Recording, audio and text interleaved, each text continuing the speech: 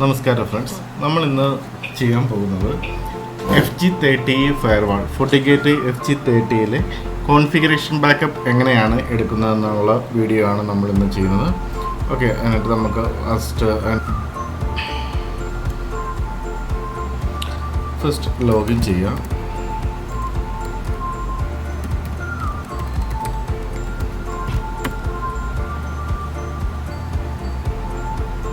ഇത് FG-30 മോഡലാണ്. നമുക്കിവിടെ അതിൻ്റെ details, host name, serial number, അതിൻ്റെ ഫേവർ എല്ലാം ഇവിടെ തന്നെ കാണാൻ കഴിയും. പിന്നെ അതിൻ്റെ ലൈസൻസ് ഡീറ്റെയിൽസ്. ഇത് 30E എന്ന് പറയുന്നത് നമ്മുടെ നോർമൽ ഒരു ചെറിയ ഓഫീസുകൾക്ക് വേണ്ടിയിട്ട് ഉപയോഗിക്കുന്ന ഒരു ഫയർവാളാണ്.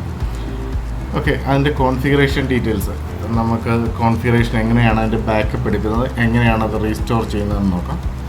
അതിനായിട്ട് ഇവിടെ അഡ്മിൻ എന്നൊരു ടാബ് കാണാൻ പറ്റും. അതിൽ കോൺഫിഗറേഷനിൽ നമ്മൾ ക്ലിക്ക് ചെയ്ത് കഴിഞ്ഞാൽ നമുക്കിവിടെ ബാക്കപ്പ് എന്നൊരു ഓപ്ഷൻ ഉണ്ടാവും. അതിൽ ക്ലിക്ക് ചെയ്യാം. അതിൽ ക്ലിക്ക് ചെയ്ത് കഴിയുമ്പോൾ നമുക്ക് രണ്ട് ഓപ്ഷൻ ഉണ്ട്. ലോക്കൽ PC ഉണ്ട്, USB ഡിസ്ക് ഉണ്ട്.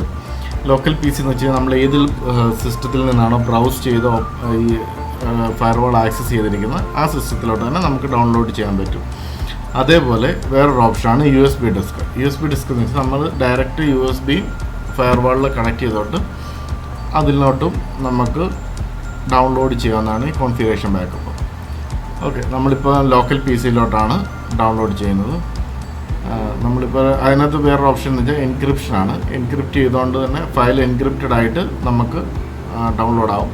അതിനുള്ള പാസ്വേഡ് കൊടുക്കാം. നമ്മളിപ്പോൾ എൻക്രിപ്ഷൻ ഇല്ലാതാണ് ഡൗൺലോഡ് ചെയ്യുന്നത്. ലോക്കൽ PC ഓക്കെ കൊടുത്തു.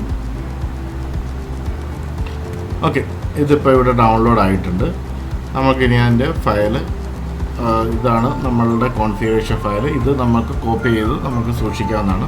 ഇൻ കേസ് ഏതെങ്കിലും ഒരു സമയത്ത് നമ്മുടെ ഫയർവാളിൻ്റെ ഇത് വേർഷൻ കറക്റ്റ് ആവുകയാണെങ്കിൽ നമുക്ക് ഈ കോൺഫിഗറേഷൻ ഉപയോഗിച്ചുകൊണ്ട് തന്നെ ഇത് റീസ്റ്റോർ ചെയ്യാൻ പറ്റും.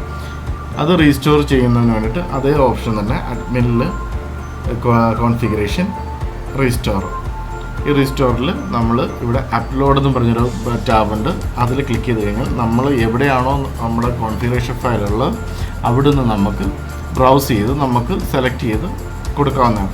ഇതിപ്പോൾ നമ്മൾ ലേറ്റസ്റ്റ് ആയിട്ട് ഡൗൺലോഡ് ചെയ്ത കോൺഫിഗറേഷൻ ഫയലാണ്. അത് സെലക്ട് ചെയ്തിട്ട് ഓപ്പൺ കൊടുത്തിട്ട് അപ്ലോഡ് ഓക്കെ കൊടുത്തു കഴിഞ്ഞാൽ നമ്മുടെ കറക്റ്റായിട്ടുള്ള ഇത് മാറിയിട്ട് നമ്മൾ എന്നാണോ ഡൗൺലോഡ് ചെയ്ത് വെച്ചിരുന്നത് ആ കോൺഫിഗറേഷനിലുള്ള ഫയൽ അപ്ലോഡ് ആവുന്നതാണ്.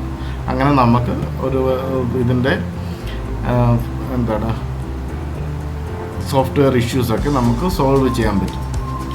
ഇങ്ങനെയാണ് ഒരു FG-30യുടെ കോൺഫിഗറേഷൻ ബാക്കപ്പ് ചെയ്യുന്നതും റീസ്റ്റോർ ചെയ്യുന്നതും.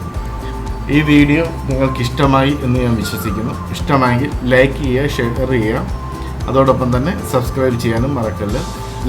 വീഡിയോ ഇഷ്ടമായില്ലെങ്കിൽ ഡിസ്ലൈക്ക് ചെയ്യുക. Thank you very much.